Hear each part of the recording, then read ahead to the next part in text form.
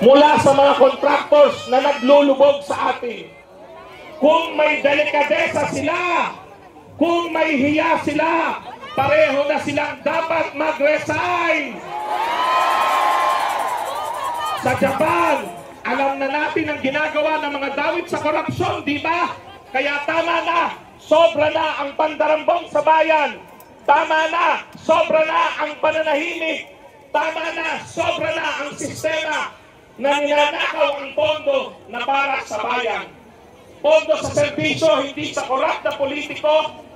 Lahat ng sangkot, anong sagot? Dapat managot. Lahat ng sangkot, dapat managot. Ikulong ang mga mandarambong at higit sa lahat, wakasan ang paghahari ng mga dinastiya. At buuin na natin, baguhin na natin ang sistema. Maraming salamat. Tuloy ang laban, mga kababayan!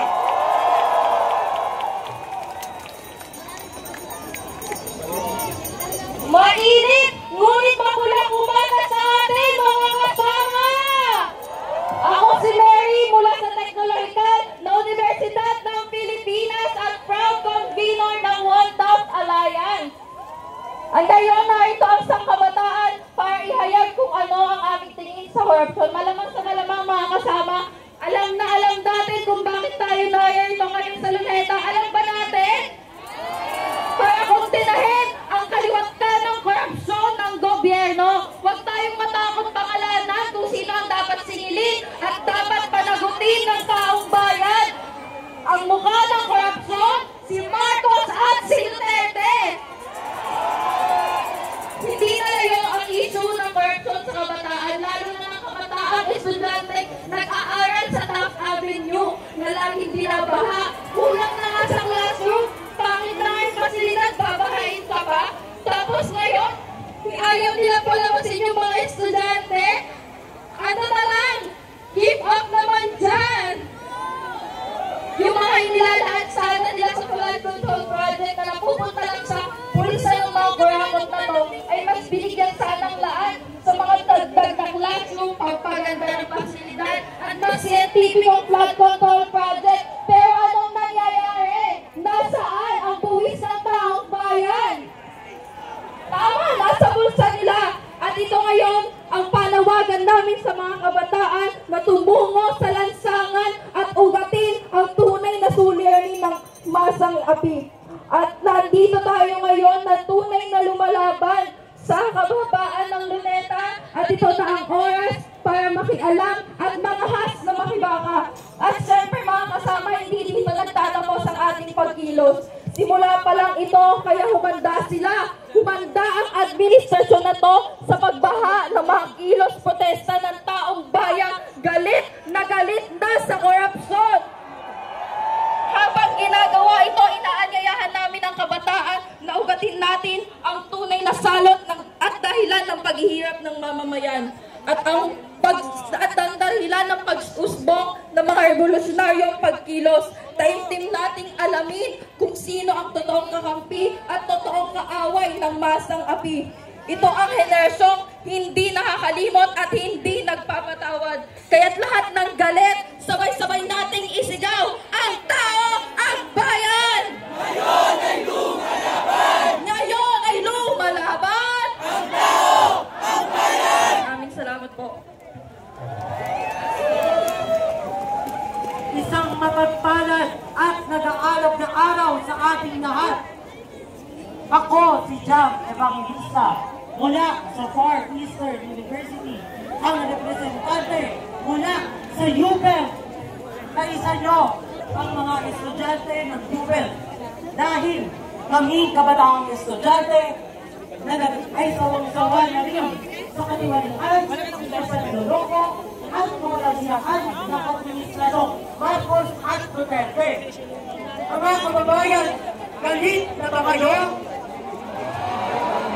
Nang dahil sa baha sa Espanya, pinahana rin kami ng mga matataas na matrikula. Sininsunod na online classes at ipunod ng inayahan na nagamit ang aming mga pamantasan. Sana hindi na kami enroll. Sana nag-swimming na lang kami. Saan siya? Oh, nasa paligid. Kasi, babalik na kami rito, oh. Gusto nila ng globally competitive na student. Pero ayaw nila magpakawan sa budget cuts. Nasaan ang pondo para sa edukasyon at flood control? Kahiwa-hiwalay na ba kayo, sir? Sa bulsa na nila. Kaya sinunakot na nila para sa kanilang gold project. Thank you, sir. Sir, see you. Wala na iba. Ang ibang mga pwede nila gawin. Kundi ang ibalik ang pera ng taong bayan. Kaya naman sabay-sabay natin ikaw, Marcos Singiri! Duterte Panaguli! Marcos Singiri! Dito sa tao! Pagtawid negosyo! Pagpaping negosyo! Serbisyo sa tao! Maraming salamat po!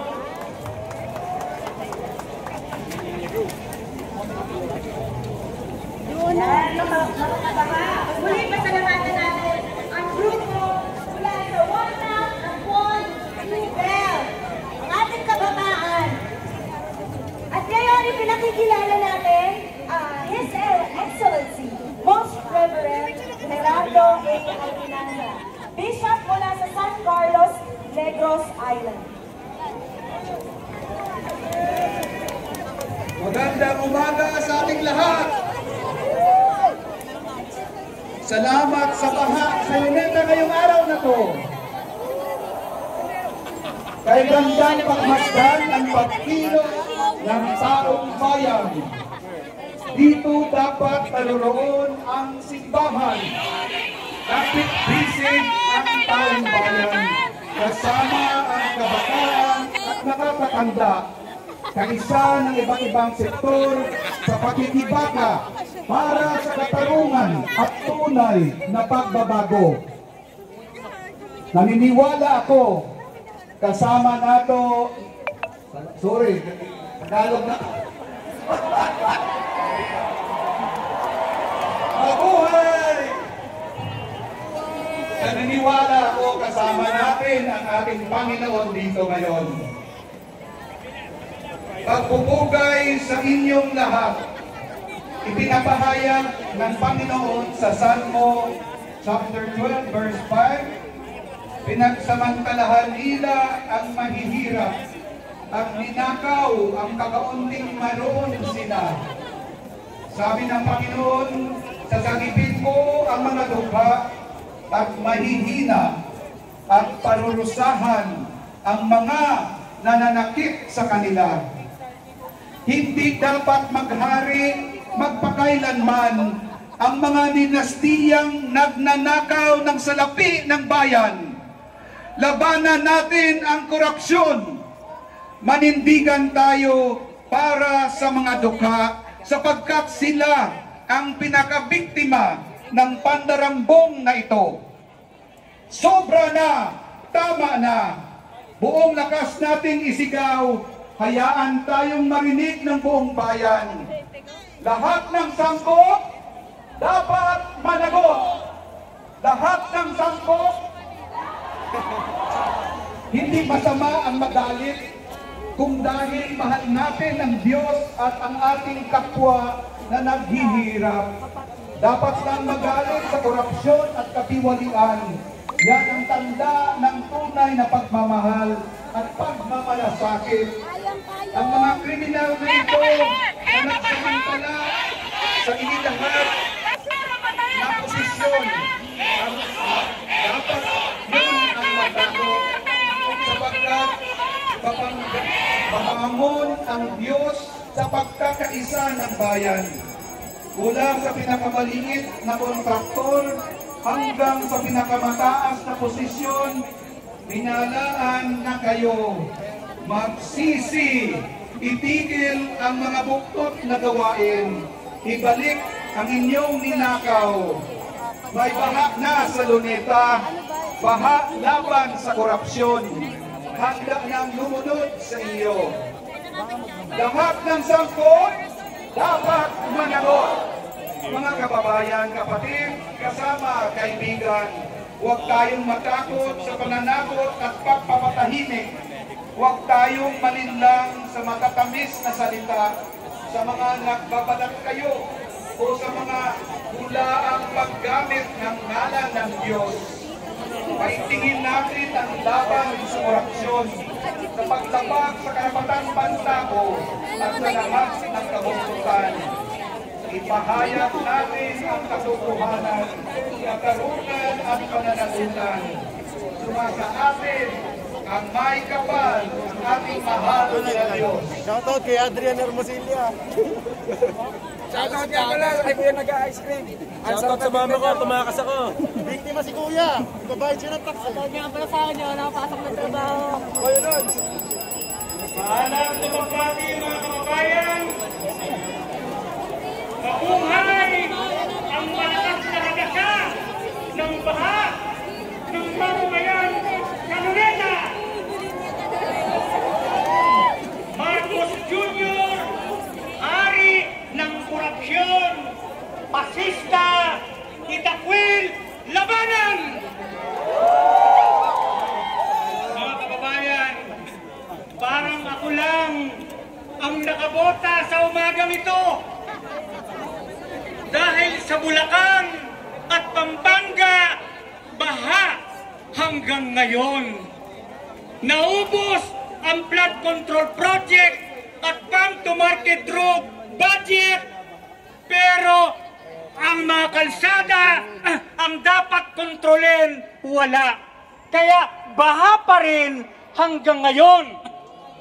Kaya napakahalaga po ang pagkilos ninyo, pagkilos natin, para sa magsasaka. Ano epekto ng baha ng mga flood control project na GOS? Una po, ang magsasaka dumaranas ng matinding kahirapan, kagutuman, lalo ngayon.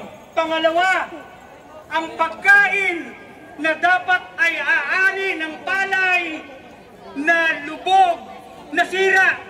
Ang sabi ng gobyerno, 15% ang decrease sa pagkain o sa palay dahil sa GOS Flood Control Project at farm-to-market road na GOS. Kaya lalong gutom kami, lalong gutom tayo. Kaya ano ang dapat gawin? Mahalaga po ngayon at sa mga susunod na araw ang ating pagkilos. Ipaglaban ang ating karapatan. Palakasin ang lokal na produksyon ng pagkain, hindi importasyon. Muli po, Marcos Jr., hari ng korupsyon, pasista, dapat itakwil at labanan. Mga kababayan, darating ang araw, magtatagumpay ang ating makikibaka, sumunong, magkaisa, makibaka, magpunyabi. Kasi walang pumalit na kaya kumaga, ito ngayon siyempre, hindi naman tayo. Nandito kami dahil magkaugnay ang issue ng pagsira sa kalikasan at ng korupsyon. Parehas na dinulot ng bulok ng sistema. May pagbaha dahil inuna ang kita ng malalaking korporasyon kaysa pagdepensa sa kalikasan. Dahil inuna ang mangurasot ng gobyerno kaysa serbisyo sa mga bayan. Si Marcos Jr., kunwari may pagbilang sa kalikasan at sa krisis sa klima. Yun pala, gagamitin na para sa greenwashing projects na. Ang flood control project, kunwari para magunay ng baka. Yun pala, para maging balot ng korupsyon. Sa lalim ng putik at kahirapan na inalusugan ng mamamayan, unang ang mga putik na binato at pinahid sa mga pusali at larawan ng mga kurakot at magnanakaw. Ang bawat punong pinutol sa palit ng mga pusaling hindi naman tayo makikinabang. Ang bawat sira at multong flood control projects kapalit ng magagamit nilang mga bahay. Ang bawat bahang sinulusog natin kapalit habang sila komportable sa magagamit nilang sasakyan. Ang bawat kinakasuhan at inaatake habang pinoprotektahan ng mga pulis at militar ang mga mapantambong sa bayan at at kalikasan. Ang mga ito ay paalala na sagad na ang kabulukan ng sistema. Paalala na sagad na rin ang pananahimik kahit ang pautong resiliency. Paalala na ang pananahimik ay pagpayag na sirain ang kalikasan, na paulit-ulit tayong lubugin ng baha at nakawin ang ating buwis na nagmula sa ating pawis at pagtitiis.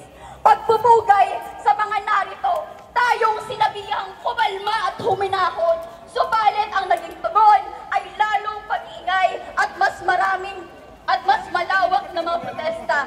Dekada-dekada na natin itong nararanasan mula papatas militar ni Marcos Jr. Patunay na nagbabago lang ang mukha ng mga magnanakaw. Patunay na mababago lang natin ito kung babaguhin ang sistema at magagawa natin ito sa pagkakaisa at walang kapag-pagurang pag-iingay. Dahil sawa na tayo sa ganitong sistema, baguhin ang bulok na sistema.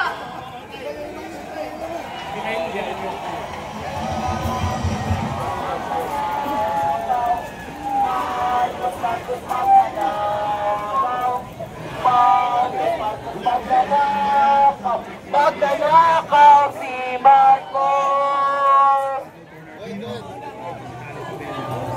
Doon tayo sa may puno. Putin! Magnanakaw!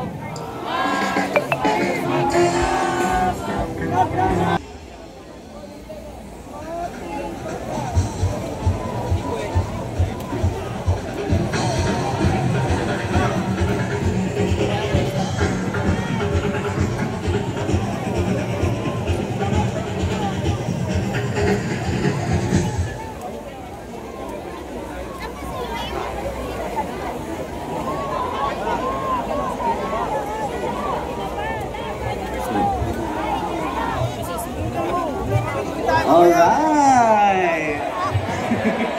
Magandang araw, mga kabaha! Ayun po, ako po si Pura Luca Vega.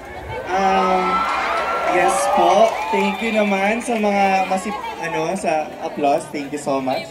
Nandito po ako, hindi lang bilang isang drag artist, at bilang din membro din ng kabaklaan ng LGBTQIA+ community. Mabuhay ang mga bakla! Yes, higit sa lahat, nandito rin po ako bilang Pilipino dahil ang laban kontra korupsyon ay laban ng lahat.